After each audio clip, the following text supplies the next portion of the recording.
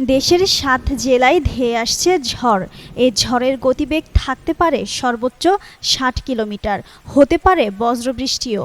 এই সময় নদী বন্দরগুলোকে ১ নম্বর সতর্ক সংকেত দেখাতে বলেছে বাংলাদেশ আবহাওয়া অধিদপ্তর।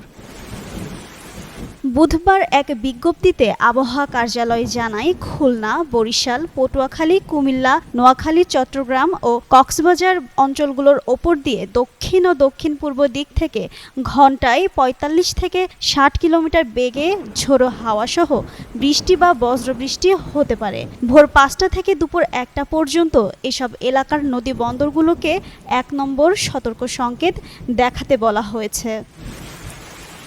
এদিকে সবশেষ সারা দেশের জন্য দেওয়া ১২০ ঘন্টার পূর্বাভাসে বলা হয়েছে, আজ রংপুর, রাজশাহী ও চট্টগ্রাম বিভাগের কয়েক জায়গায় এবং ঢাকা, খুলনা, বরিশাল, ময়মনসিংহ ও সিলেট বিভাগের কিছু কিছু জায়গায় অস্থায়ীভাবে দমকা হাওয়াসহ হালকা থেকে মাঝারি ধরনের বৃষ্টি বা বজ্রবৃষ্টি হতে পারে।